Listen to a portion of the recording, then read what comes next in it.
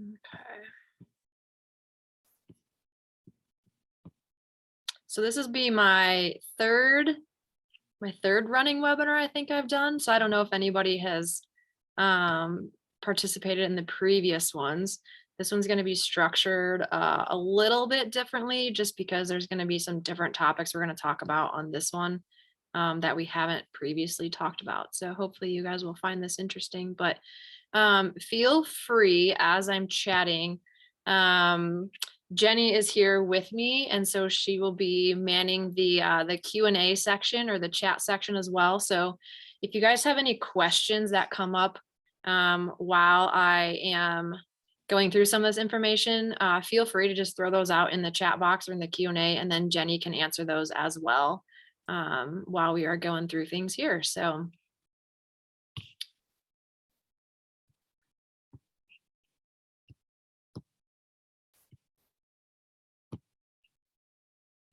okay, we'll give it just another minute here.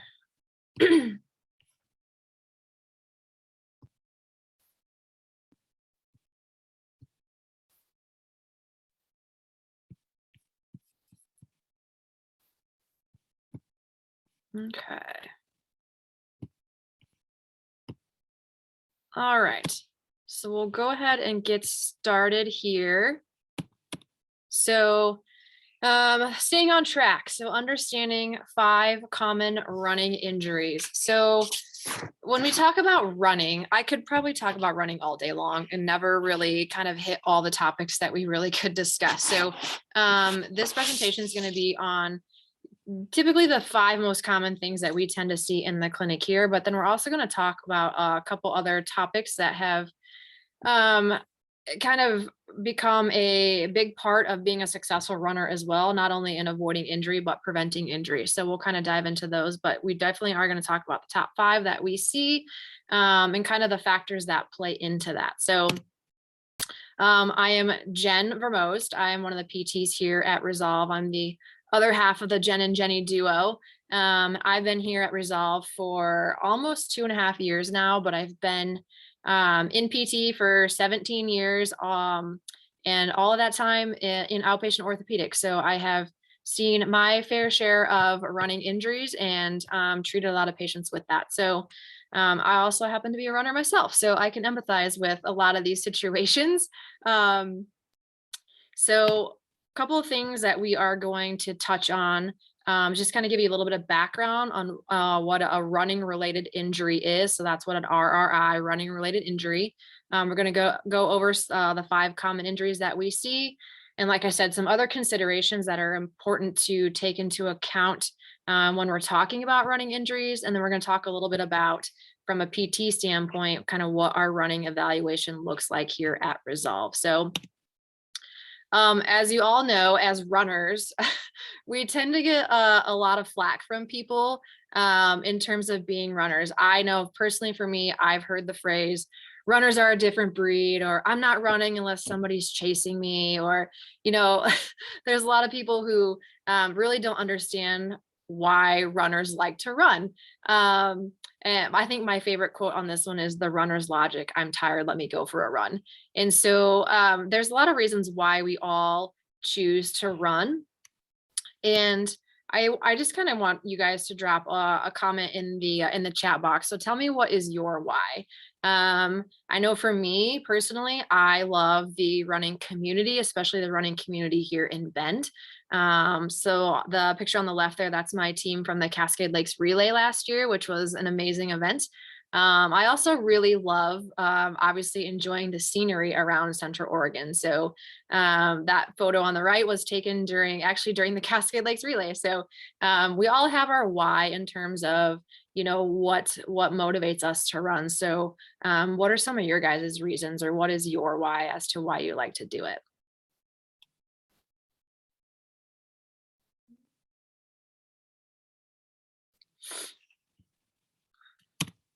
Okay, so some of the benefits that we know from running, you know, running, at least for a lot of people, tends to be a great stress reliever. And despite all the things that people say about running, you know, running is bad for your knees, you know, running will cause knee pain. all these things that we hear that are so terrible about running. When you look at this picture, you see all the reasons why running is so good for you. And actually, in a lot of situations too, we have some evidence that shows that running has actually been shown to be protective against OA. There's actually some research out there that suggests that it may actually help to strengthen some of the cartilage in the knee too. And it's not so much that running is bad for your knees. It's really more so of if there's any errors that you have in your training, or if you have issues going on with your running form. That's typically where you can see some of those issues creep up with running, and especially knee pain. And also if you have, like pre-existing conditions in the knee, like, maybe some previous meniscus issues, or like an ACL tear, or other, degenerative conditions in the knee, yeah, running might not feel super great. But contrary to what a lot of people think, running doesn't actually cause you to have bad knees. But there's a lot of other reasons why running is so good for you. It really, sleep is another big one. And like I said, we all kind of know that whole runner's logic of I'm tired, let me go for a run. It tends to be really kind of rejuvenating for us, and really kind of increases our energy levels. And there's so many reasons why running can be really good for you. But there's a lot of reasons why, running injuries do come about. And that's why we're going to talk about those. So what is a running related injury? It's kind of a lengthy description here, but I think is important to understand. Basically, it's pain in the lower limbs that causes you to restrict your running or stop running, whether that be distance, speed, how far you're running, how long you're running, that type of thing, for 7 days consecutively, or 3 training sessions in a row. And basically anything that will result in you seeking out care for the pain, that is basically what a running related injury is. So anything that's really kind of stopping you or preventing you from doing your normal running, normal training type situation. So the big question is, why do they occur? So does anybody have any guesses as to why running related injuries occur?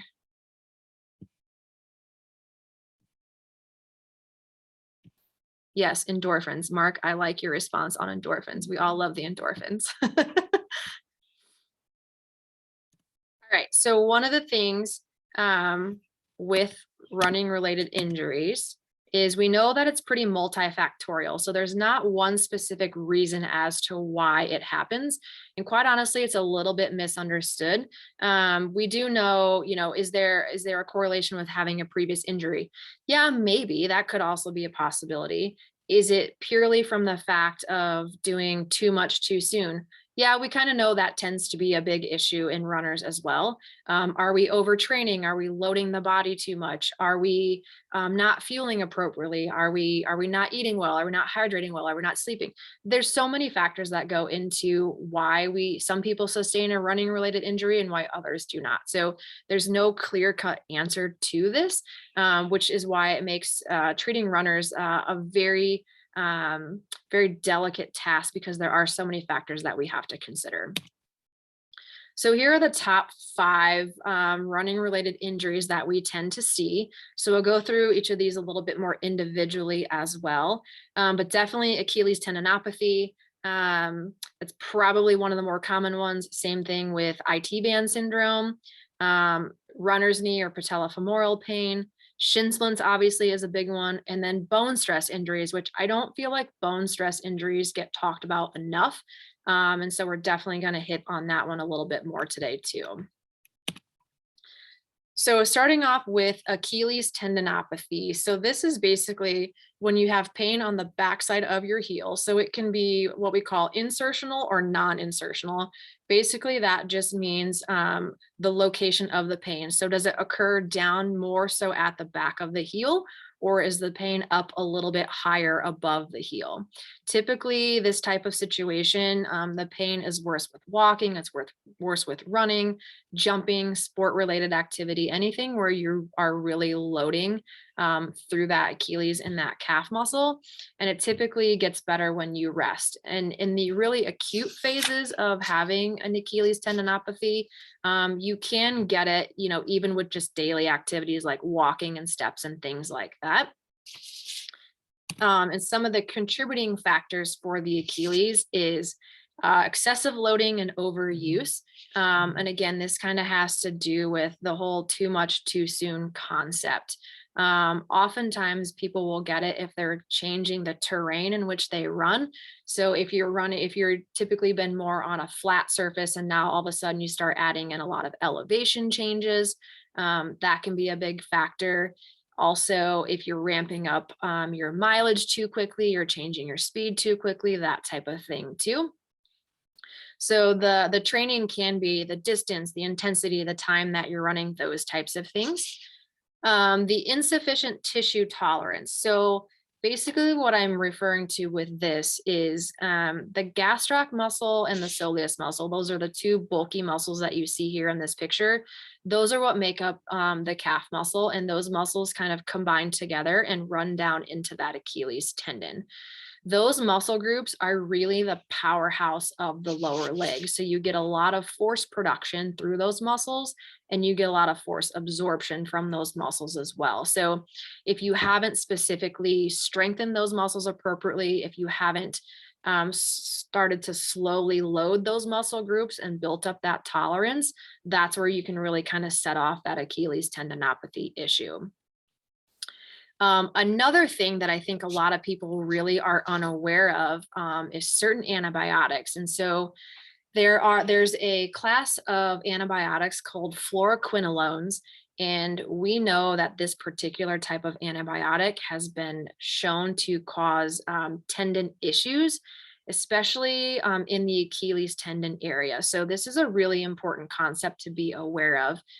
If for some reason you end up being placed on an antibiotic and you happen to be a runner, you always want to have this conversation with your doctor about this particular class of antibiotics, because we do know there's a high correlation in Achilles issues, and even sometimes Achilles tendon ruptures with this type of antibiotic. So again, one of those things where obviously if you're being put on an antibiotic, it's happening for a reason, but just be aware that the fluoroquinolones have been shown to cause Achilles issues. And I think that's definitely something to really be aware of as a runner.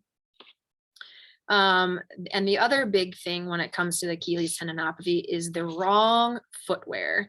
So footwear is another one of those topics where you can really just talk about this for an hour or two and not even really cover everything about it. But in a lot of situations, depending on the mobility that you have in your ankle, depending on the terrain that you're running on, if you're in a shoe that's not the proper height for you, meaning the heel drop, and we'll talk about that a little bit, that can definitely cause some issues in that Achilles area. So here's kind of where I want to elaborate on that a little bit. So I don't know if any of you are aware of heel drop or you understand what heel drop is in the shoe. It's a really important concept because it does play a part, especially when it comes to the Achilles and any foot pain issues. So if you think about heel drop, the most extreme example would be a stiletto high heel. That's in a really extreme amount of heel drop where you're basically, your heel is all the way up and there's a significant decline towards the toe. And so when you're in a shoe like that, that has a really, really high heel drop, basically what that is doing is it's taking that calf muscle and that Achilles, and it's kind of bringing everything closer together because you're elevating the heel. And so that can cause tightness in that Achilles area. So if you are wearing a shoe like that and you're in that really high heel position, then all of a sudden you take that shoe off and you go the exact opposite direction, then you're really stretching that Achilles. And like I said, that's really kind of an extreme example, but it's the best way to understand that. So when you're talking about running shoes, it's the same kind of thing where the heel drop is the difference from the heel of the shoe all the way down to the toe. So like this picture on the left is an example of like a 10 millimeter heel drop. The picture on the right is a 0 drop shoe where there's no difference from the heel all the way over to the toe. So this is a big consideration when we're talking about the Achilles, because again, when you have a heel drop, it's going to elevate your heel up just a little bit. If you're in a zero drop, it's going to flatten that foot all the way out too. And so this is a big area to be aware of when we talk about Achilles issues, because sometimes when you have Achilles issues, you almost need to be elevated just a little bit, especially if there's irritability. And this is different for every runner as well. Some people tolerate zero drop shoes really, really well.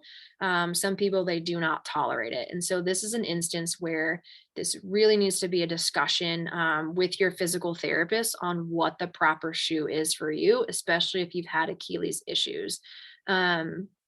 Sometimes that zero drop is it's just too flat if you have a really irritable Achilles, like I said, and sometimes you just need to have that little bit more of a drop just to give a little bit of slack there too. So it's so independent with every runner that there's no clear cut way to say this is the shoe that's going to be the best for you, because it really is situational dependent. And so this is a conversation that we have with all of our runners. When you come in, we want to know what shoe you're in, the drop of the shoe, and that type of situation, because then we can make a better recommendation in terms of what might be more appropriate for you. And then also with the drop as well, when you're in more of a flatter shoe or a zero drop shoe, a lot more of the force absorption is through the ankle and the lower leg. When you add a little bit more of that heel drop to it, then more of the force goes up to the knee and the hip too. So again, these are all considerations, not only with Achilles issues, but anything with the lower leg as well.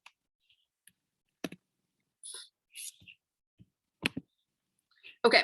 The next one is IT band syndrome. I don't know a runner who has not had to battle with IT band syndrome. So this picture over here on the right is a good schematic of kind of where the IT band lies. It basically is going to run down kind of on the outer part of your leg and then onto the outside of the knee, and then it's going to attach right onto your tibia bone here. And so basically what happens with IT band issues is that the IT band is going to cause a lot of friction right over here on this outside part of your leg. The greatest amount of friction occurs between 20 to 30 degrees of a knee bend. And so when you look at running form, that's kind of continually the position that we're in, is that 20 to 30 degrees of knee bend when we're running. So it's a lot of repetition. And so if you get any sort of sensitivity or irritability through the IT band, you typically will feel pain kind of right on the outside part of that knee. Usually that pain gets worse with the prolonged running. So the longer you go, if you're running downhill, even sometimes going up and down steps where you are kind of bending that knee and straightening that knee, that's where you'll really feel that friction from that IT band kind of rubbing on the outside of that knee bone there. This can also happen with cycling as well too. Sometimes we'll see that in people who do a lot of biking. So some of the contributing factors for the IT band, strength deficits. So if you take a look at this picture here, this is a great example of a strength issue on that left leg. So typically when you land on your leg, you should see your pelvis kind of sitting more level across here. On this one, there's a little bit of lack of some strength on the outside of that hip. So you see that pelvis dropping down.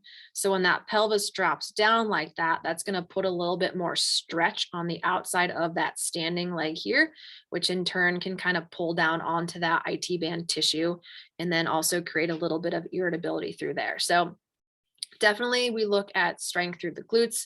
We look at the strength through the outside of the hip as well. Any issues in flexibility, again, kind of through that lateral hip area, even through the quads, those types of situations can result in the IT band issue. Crossover gait is something where when you land on that leg, if that leg is kind of crossing a little bit in front of the other leg. So again, that's just a situation where you'll put more of a stretch on the outside of that leg, and that can really kind of light up that IT band area. And if you're noticing a common theme, changes in terrain, changes in training, increasing your distance, your time, your intensity of your runs way too quickly, that can definitely kind of spark some IT band issues as well.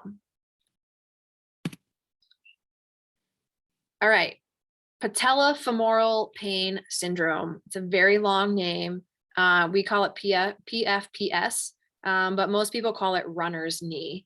And so this is typically where you get pain pretty much kind of right around your kneecap. Oftentimes it's directly behind your kneecap, but anytime that you get pain right around your kneecap. So as you can see in the picture here, the kneecap, as you bend and straighten your knee, kind of slides up and down in this little groove right around your femur bone. So when you get patellofemoral pain, this backside of your kneecap basically just gets really sensitized and really irritated as you get a lot of that rubbing up and down on that femur bone. So this typically occurs, again, repetitive activity, which is what running is, prolonged activity, the longer you run, that type of thing. So jumping, you can experience it, squatting, going up and down steps, all those situations where you're really kind of compressing that kneecap against your femur bone is where you can see some of that irritation occur. So when it comes to patellofemoral pain and why it happens, there's a lot of different factors. And again, it's one of those things where there's never a simple answer as to what to do because it really is variable from person to person. So we can look at it from a biomechanics perspective. One of the things that sometimes we will see is excessive pronation. And so the one thing that I want you guys to really take away from this webinar tonight is that if there's anything you learn, it's that pronation is normal. We get so many runners that come in here and they're like, I think I pronate. And I'm like, yes, you do. We all pronate. It's part of the natural walking cycle. And it occurs when you run as well. The biggest consideration is, are you excessively pronating? And if you are, is it actually causing a problem? So you can have a little bit increase in pronation and not have it be an issue. But sometimes when it comes to patellofemoral pain, the pronation can be a contributing factor. Because basically what happens is when you pronate, your foot will kind of fall or your ankle kind of rolls inward a little bit, which can create a little bit of rotation kind of right around your tibia bone here and can also pull on that kneecap a little bit as well. So we kind of just look at posture in general. So where does your kneecap sit? Does your kneecap sit right in the groove? Does it sit to the outside? Does it sit to the inside? So sometimes our patella will just kind of be off track just a little bit. And even the position of the two bones in your leg, in the femur bone or in the tibia bone, if there's any kind of rotation in those bones at all, sometimes that can contribute to some of that pain. But again, that's one of those things where we look at your posture, we look at how your legs are shaped and see if that's actually an issue. But just keep in mind that pronation is a normal thing. It's more so we look at if you're over pronating and if we think that could be a contributing factor, because again, it's not always the cause.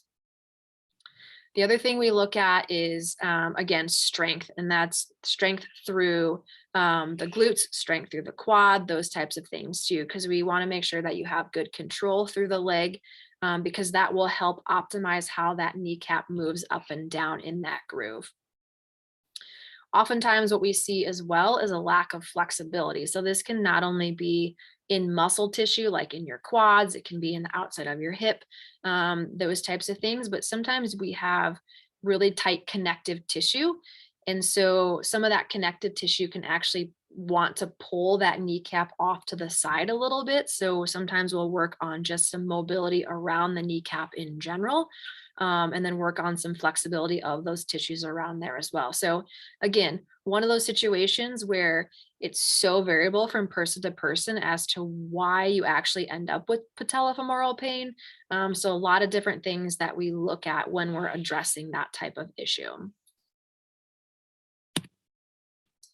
And shin splints. This is another one, pretty predominant. Shin splints is a pretty generic term.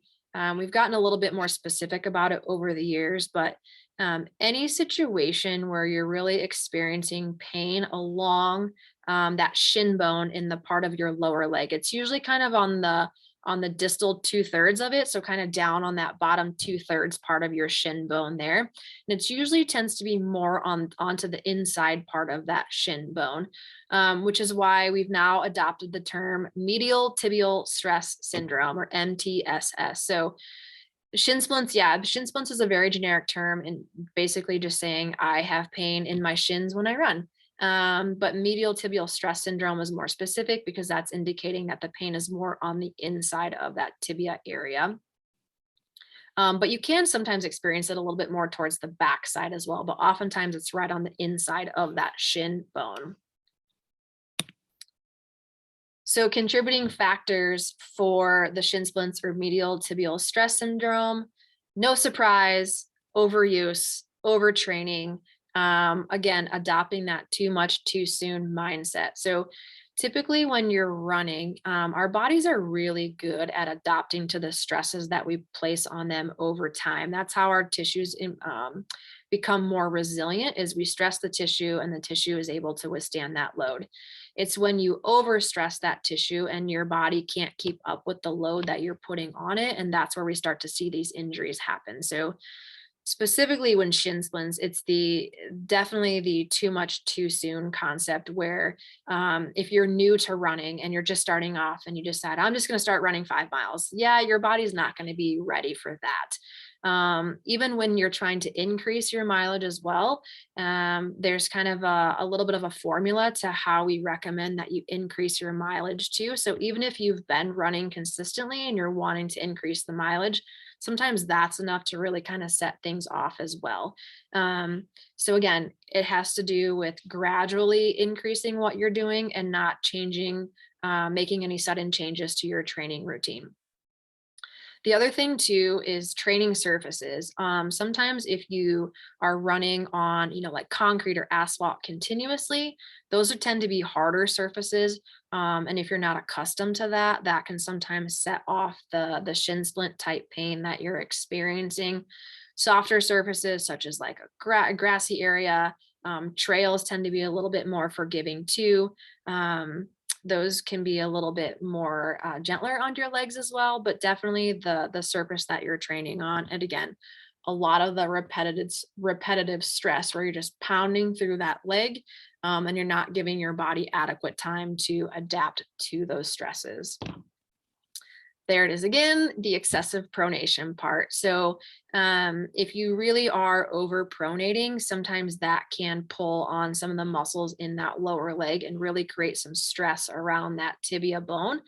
So where those muscles attach to the tibia, they can really kind of start to pull on that bone a little bit and really create some stress through there. So there are certain instances where we do recommend a change in footwear for that. When it comes to the pronation part of things as well. So again, footwear is a big one. No clear-cut answer as to, the best shoe to be in. That's a great conversation to have with your therapist about that. Because again, so many factors go into the recommendations that we make for footwear. Okay. What's that? I know everybody, if you've ever done a race, you're like, yeah, gentle rolling hills. And then you realize, no, when they say that, it's never a gentle rolling hill. All right. And the last one. So bone stress injuries. This is one that I think doesn't necessarily get a lot. It doesn't get talked about, I don't think, nearly enough. Because when you think about going back to the shin splint topic too, if you think about shin splints in general, if you do not address the shin splints right away, it can actually turn into a bone stress injury. So where that muscle attaches onto the shin bone, if you're constantly stressing that, if you create enough trauma in there, it can actually cause a stress fracture in the bone. And so bone stress injuries are a big deal because these are injuries that will sideline you for weeks and weeks and weeks. In the best of circumstances, sometimes with a bone stress injury, you can get back to some gradual running, 6, maybe 8 weeks, depending on the location of the fracture. In more serious injuries, sometimes it can be 6 months before you can start running again. So this is one, like I said, I don't think really gets talked about enough. And so I really wanted to kind of give this one a little bit more time to talk about it. So, as I said before, when we stress our bodies, typically our bodies can meet the demands that we place on it.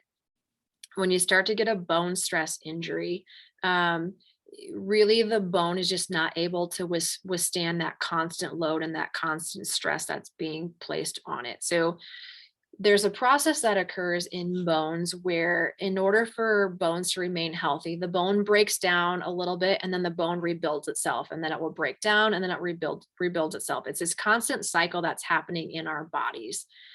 So when you reach the threshold where the bone is breaking down and it's not able to keep up with that remodeling process, that's when you start to get what we call structural fatigue, where that bone starts to get weaker because it can't keep up with the demands that you're putting on it. And again, that basically can result in a stress fracture if it's not addressed immediately. So typically with a bone stress injury, you'll have very localized pain, pretty pinpoint tenderness kind of right through that area as well. And like I said, even things like shin splints, if you leave that untreated, it can actually end up evolving into a bone stress injury in that tibia area. So common places where we see those bone stress injuries, the feet, the ankle, the shins, you can occasionally see them in the femur, you can see them in the hip, you can see them in the pelvis, you can see them in the tailbone. I mean, basically anywhere in the lower leg is at risk for that particular type of injury if you're doing a lot of overloading. But I would say probably the majority of where we tend to see them typically ends up being more in the feet and the shin area, but you can get them all the way up into the upper leg as well. So this is a good kind of diagram to kind of take a look at, like I said, kind of that whole bone kind of remodeling process. So the green area is where we see that healthy bone loading. So the stress that you're putting on the bone, the body's ability to kind of meet that stress, and you kind of have this even keel kind of give and take relationship.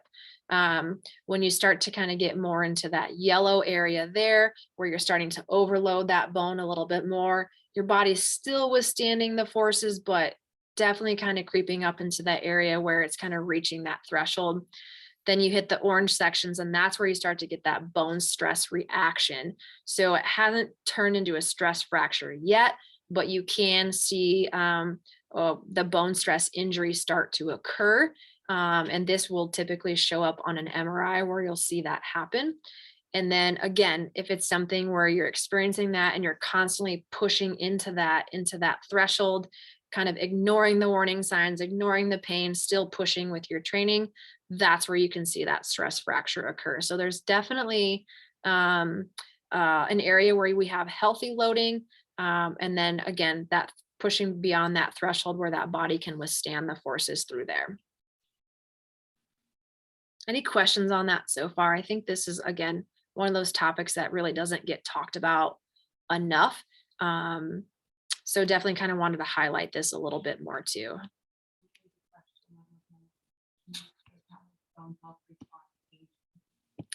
That's a great question, Mark. So kind of when you look at this diagram too, so when you kind of go to more of that blue section as well, so that's kind of where you're underloading the bone. So we tend to see that a little bit, if you're more sedentary and that type of thing, and you're not exposing your body to any of those stresses, then that bone remodeling process is a little bit different. So it is true, as we get older, things tend to take a little bit more time to heal. And oftentimes our bodies do take a little bit more time for that turnover to occur. So it is something to kind of keep in mind as we do get older, that things, the rate of healing is a little bit different. We may need some more rest days in there. We may need to do other things to kind of keep our bodies healthy as well. But over the course of time, yes, as we do age, things do slow down a little bit more with the healing process.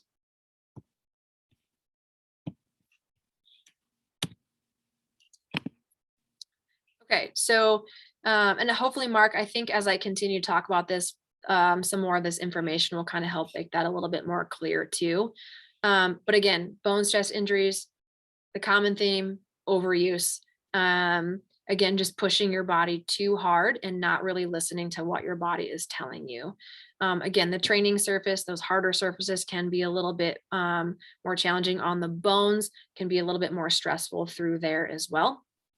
One of the things to keep in mind too, especially as females, if you have a family history of like osteoporosis, osteopenia, sometimes you definitely want to know, have had that DEXA scan so you kind of know what your bone density is, because that will certainly play a factor in potential bone stress injury as well.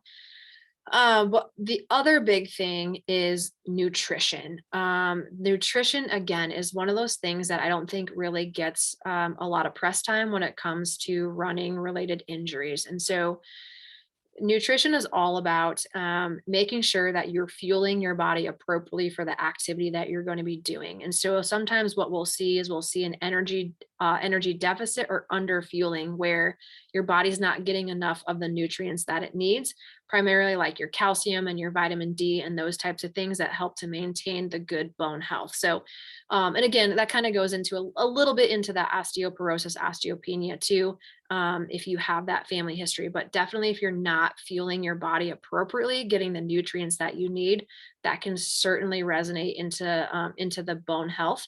And again, the bone density issue with the osteoporosis and osteopenia.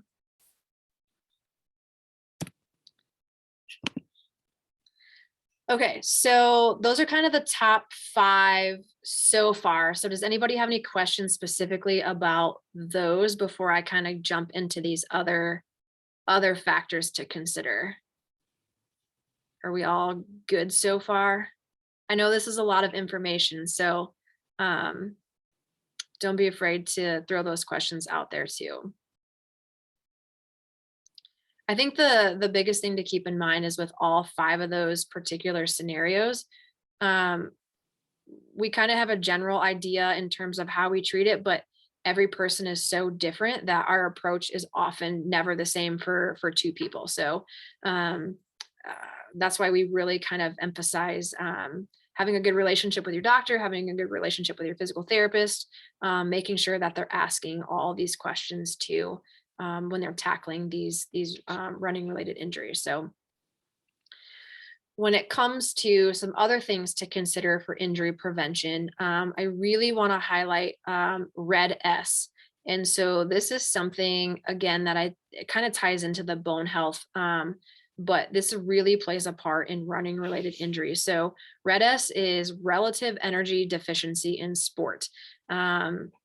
So I don't know if any of you are aware or have heard of the female athlete triad before, but we kind of used to call this the female athlete triad because it was highlighted more so in female athletes, where we saw a decrease in bone density. We saw oftentimes disordered eating or not a great relationship with eating. And then we saw changes in hormonal health. So oftentimes women would become amenorrheic. And so that's why we called it the triad, because those are the 3 things that we were looking for. It's kind of not an accurate name anymore, because we now know this occurs not only in females, but also in males as well. And so basically what it is, it's low energy availability. So again, it's balancing calories in versus calories out. So are you fueling your body enough to meet the demands of the activity that you're doing? Are you eating enough calories? Are you getting enough protein? Are you getting, enough carbs, those types of things? Or are you running in an energy deficit, meaning you're getting the nutrients, but it's not enough to sustain the activity that you're doing? And so that's where we call that low energy availability, where there's only so many resources for your body to utilize, and there's not enough to meet the demand of the activity that you're doing. So it's all about, kind of like this picture shows, it's all about a balance of making sure that you have a good adequate calories in to meet the demands of the calories that you're burning as well.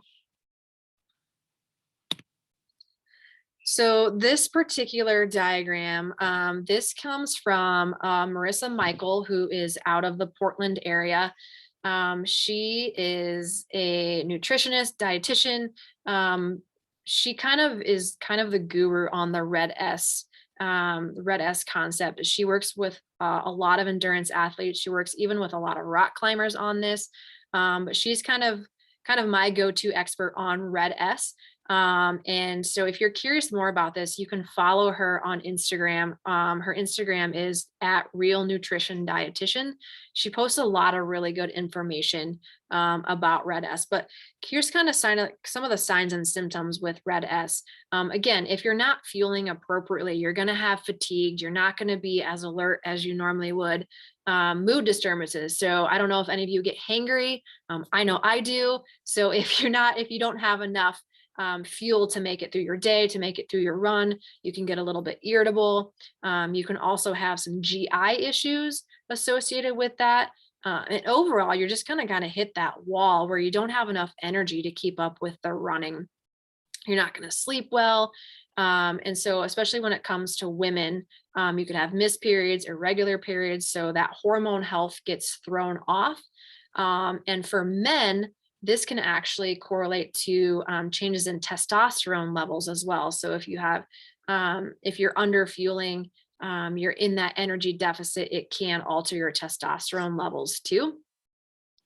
And then, of course, if you're not fueling your body appropriately, then you are at a substantially higher risk for injury, illness. It's, your immune system can be a little bit compromised with this as well. So, one of the things too to highlight is if you follow a specific diet. So for example, if you're dairy free, that's a big consideration with the calcium and the vitamin D intake. So that can be a little bit of a factor as well.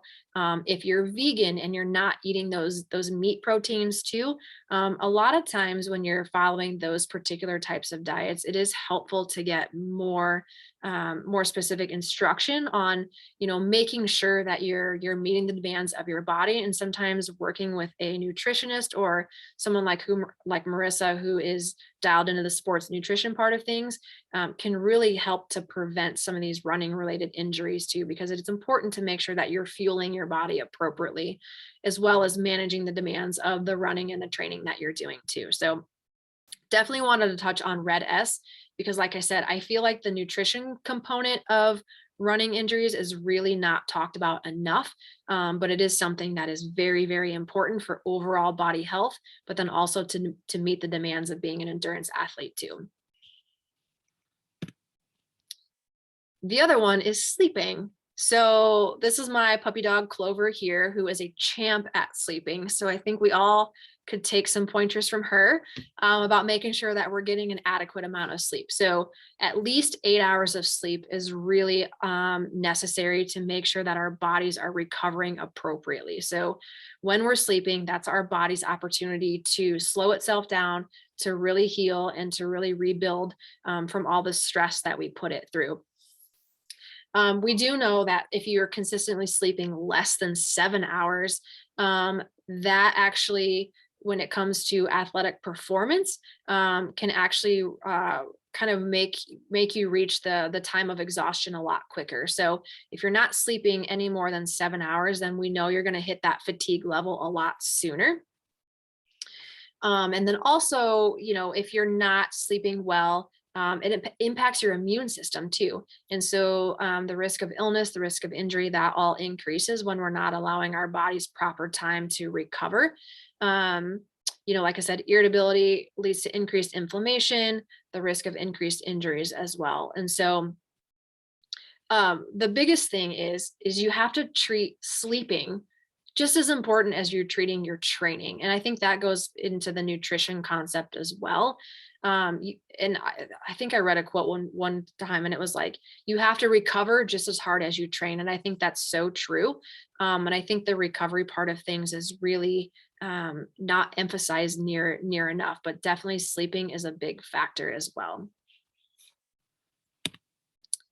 And then overall body resiliency. So this is kind of the overall wellness part of things. And so again, being a runner, and especially if you kind of are into more of the endurance type events, it puts a lot of stress on your body. And so, typically we know, our bodies typically can handle stress fairly well, but if you're constantly putting it through stress and you're not allowing for that recovery, that's when you're creeping up towards that threshold where you may end up with a running related injury. So So not only the physical stress that we put on our body, but also the emotional stress that we have from just living everyday life, whether that be the fact that we're still living in a pandemic, whether that be the stresses of work, of family life, of, all these other things that occur. There's so many things that go on a day-to-day basis besides just running. And so if you are having issues managing stress as a whole, that certainly can impact your body's resiliency to recover after running, and also impact your ability to heal, and reduce the risk for those running injuries as well. So, stress in the short term, is designed to kind of help that fight or flight situation, but long-term continuous stress really does take a toll on your body. So then if you incorporate that with the physical stress that we put on our bodies with running, that kind of becomes a recipe for something to happen in terms of an injury. So self-care is the big thing. So making sure that you're listening to your body. If you've been pushing your training really hard and you're supposed to go for a long run today and you're like, you know what? I just don't feel like it. Those are the days that you're like, you know what, I need to take today off, and really listening to your body and knowing when you need to take a break too. Because again, that prolonged stress really can weaken the immune system. And it can also impact your sleep and those types of things to increase the cortisol or the stress hormones that we have in our body. So self-care is a big thing, whether that's taking time for yourself, or getting a massage, or reading a book, or journaling, or doing some yoga, anything that you can do to really kind of shift away from the stresses of everyday life, and really just giving your body a chance to recover as well. So I once heard Jenny say this statement, you can't pour from an empty cup. And I just love that because it's so true. So if you are running on empty and you're exhausted and you're just at the brink of everything that you can handle, and then you decide to try to go for a run, sometimes those situations can help with stress. But other times, if you're already kind of depleted in that energy level, sometimes that can be the tipping point too. So the big thing is you want running to fit into your life, not to have to structure your life around running too. So it's all about a balance when it comes to these things, and making sure that you're taking care of your body from a whole perspective, not just from like, I need to, do this run, I need to stretch, I need to do that. You have to take care of everything from the emotional, the physical, the mental standpoint, because all these things are really important for injury prevention as well. So your body definitely needs rest days. That's where you're going to recover. That's where you're going to refuel. And so sometimes if you're just not feeling it, just don't go for a run. Because usually the days where we push ourselves are the times where we oftentimes will experience some of these injuries that will occur. So when it comes to sort of bouncing back from a running injury, the ultimate goal is you basically have to restore the capacity of your body to withstand the forces. So progressive, gradual loading of the tissue, making sure that you're ramping up things appropriately, which as your physical therapist, that's our job, is to give you the guidance that you need to get back to the running level that you want to be at. So giving you the tools that you need to reach your goals and to get you back to where you need to be. Chris Johnson, who is a wonderful physical therapist out of the Seattle area, somebody who Jenny and I really closely follow. His famous phrase is, you have to load the tissue with the issue. And so when it comes to recovering from a running injury, we have to take a look at what the injury is. We have to take a look at where you're at, and then also start that loading process specifically to get you back to where you want to be. So we all know, having dealt with running injuries myself, we all know we wish it was this nice, straight, linear process to get all the way back to where we want to be. In reality, we know it looks like the arrow on the right-hand side. So oftentimes coming back from a running injury, there's ups and downs, and you'll make progress and then you feel like you plateau. And it's never this gradual, straight, progressive, linear process that we all want it to be. So like I said, there's so many factors that go into recovering from a running related injury. Like I said, stress and the nutrition and the sleep and all these other things that are important pieces to the puzzle. Yeah, it does take time and it does take persistence, but you have to have the right guidance to get you back to where you want to be as well. So the most important thing is consistency, being patient, and allowing your body time to recover as well. So one of the things we do here specifically at Resolve when it comes to our running evaluations is when we do a full evaluation, we kind of are structuring it a little bit differently, where now we'll do 2 1-hour sessions. So typically what we do is we meet with you on the first day, we get the background of where you're at, we do some baseline testing, just kind of see where we're at in general. And then we do the running assessment that day. And then what we do is we take all the data that we collect, compile it all together, bring you back into clinic. We talk about the results of that, and then we talk about how we can move forward from there. So this is more of a situation if you aren't currently dealing with a running injury and you're just kind of curious about your running form. Obviously, if you're dealing with an injury, we address that a little bit differently based on where you're at. But a lot of the topics that we really dive into are, do you have a previous injury history, anything that that you've had occur in the past that we need to be aware of? Again, knowing the shoes that you're in, the brand of the shoes that you're in, the heel drop that you have, what are your road running shoes? What are your trail running shoes? What are the shoes that you like? What are the shoes that you don't like? All these are really important key factors for us that help to kind of put the pieces of the puzzle together. One of the other things that we want to know is your typical running schedule. So, how often are you running? What's your mileage? What's the terrain? What's your pace that you're running at? What are your goals? Are you starting to train for a particular race? Are you just more of a recreational runner and you're just kind of wanting to maintain where you're at, but really wanting to prevent injury too? So these are all things that we tackle when we do a running evaluation here at Resolve. And then again, if it's appropriate too, depending on if you're dealing with an injury or you're doing well and you just kind of want to have a running analysis performed, we do a video analysis where we put you on the treadmill and we take some videos from a couple different angles. We analyze that to see if there's anything that jumps out at us that might be pertinent to optimizing your running form and preventing injury. We also have the Dorsa V, which, as you can see in the picture here, and I'll elaborate on this a little bit, it's a sensor analysis that we do that gives us great information comparing the right leg to the left leg as well. So the Dorsa V, it's pretty unique to Central Oregon. I think we're still the only clinic in Central Oregon that offers this. But basically what it is we attach these little sensors to your shins, and it records all this really cool nerdy data that we love.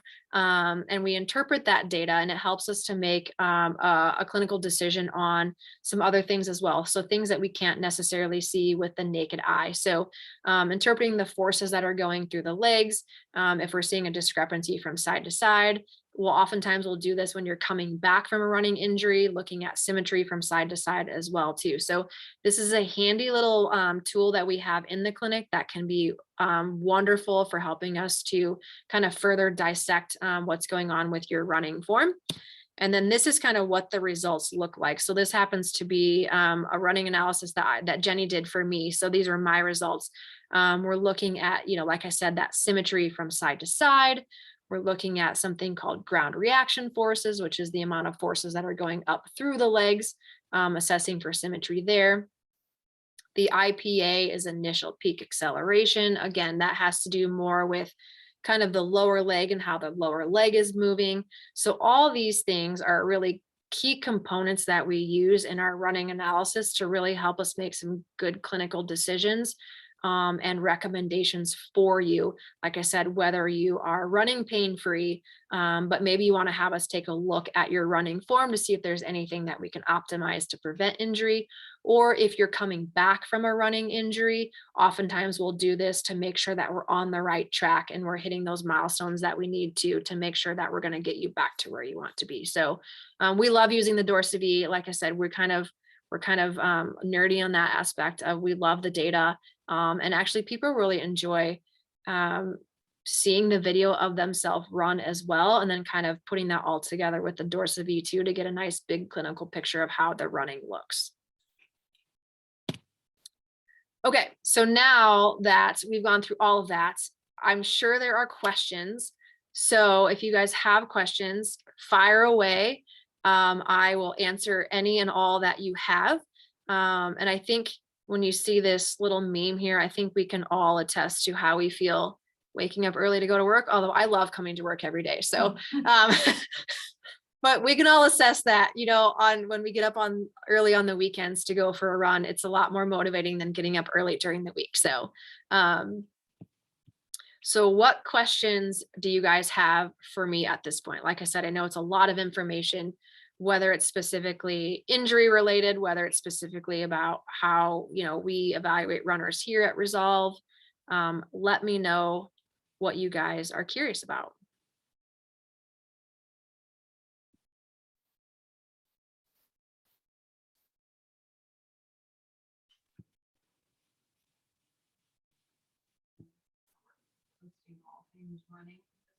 Oh yeah.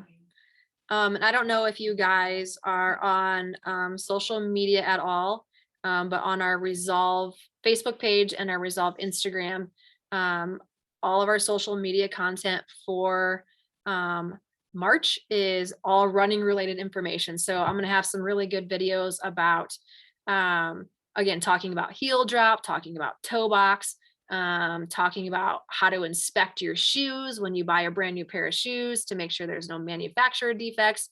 We'll have videos on our favorite exercises that we like to give runners. So check out all of our social media too. So Christina, what is the posterior chain? A runner, I don't know too well mentioned it. Posterior chain. It's a great question.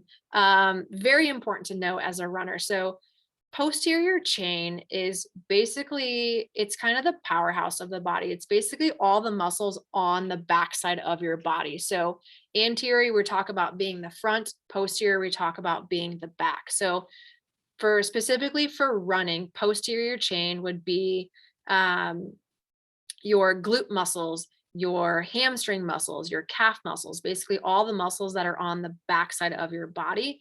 And in a lot of instances, the posterior chain tends to be kind of those powerhouse muscles that oftentimes get overlooked. So I like to call them the go muscles. So for me, there's the show muscles and the go muscles. So the show muscles are the ones all on the front that people like to show off because they look good. So like the pecs and the abs and the biceps and the quads. And because when you look in the mirror, those are the muscles that you see.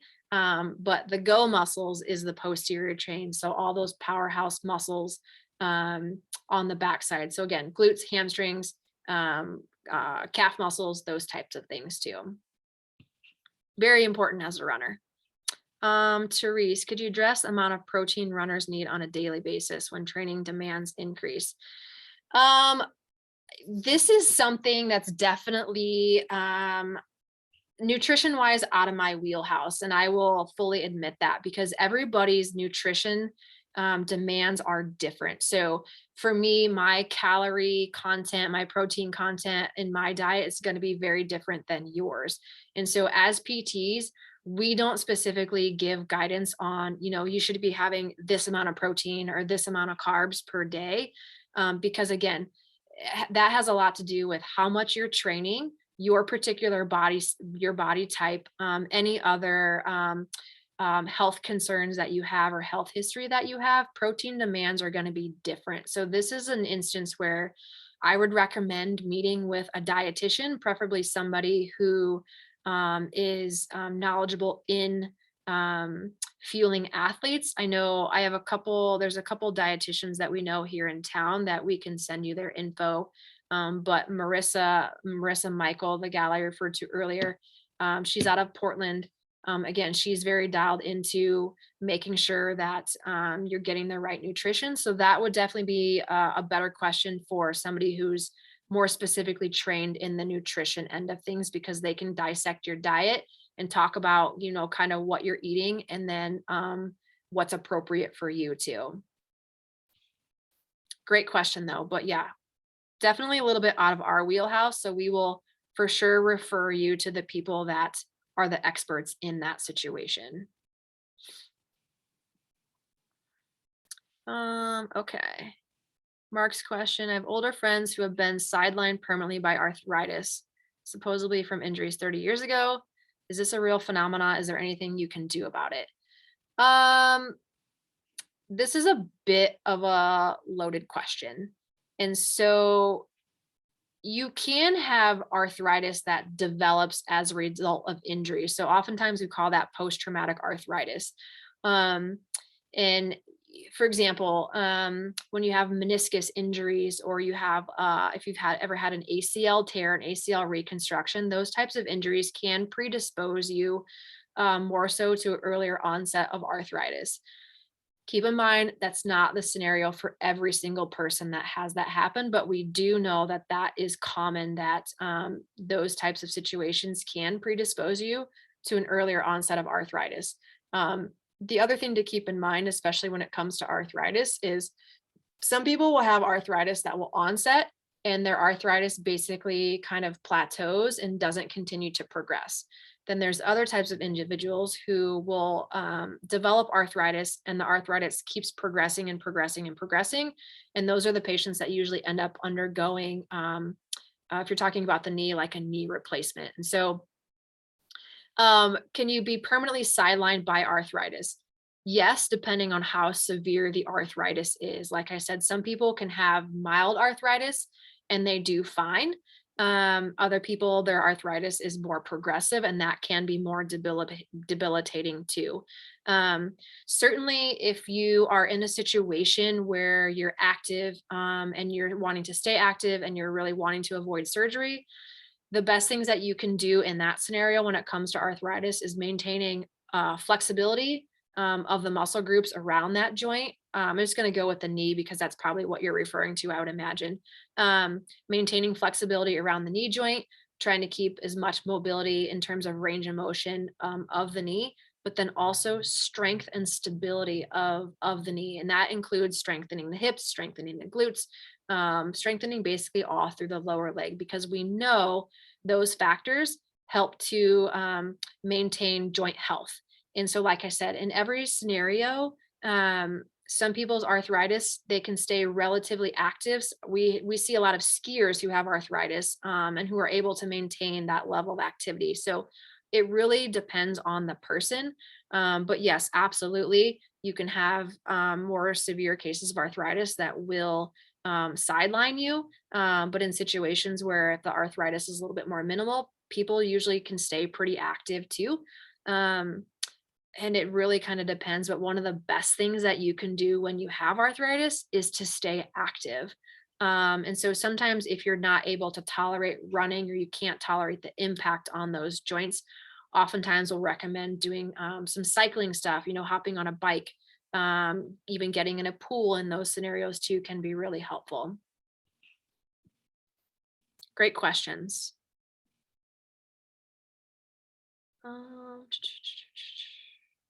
Okay.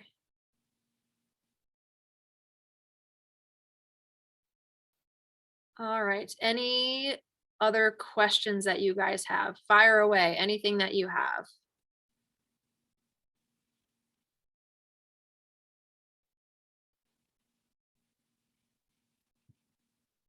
Okay. All right. So I just want to say thank you to all of you for tuning in this evening. I hope this was helpful.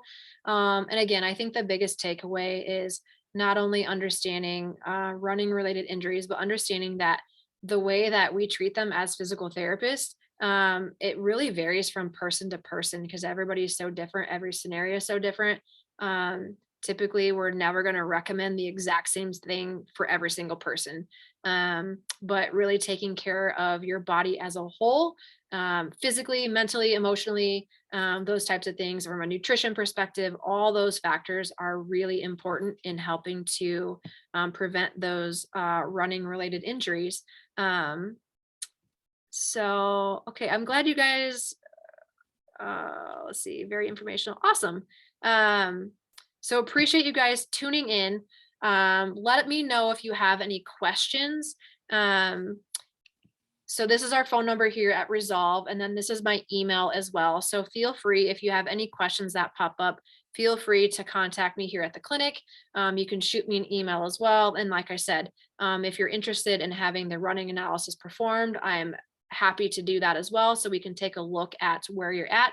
And sometimes that's, again, very beneficial for injury prevention too. But I hope you guys found this beneficial. And again, any last minute questions, you can just shoot those off to me via email. And again, appreciate you guys tuning in and have a great evening.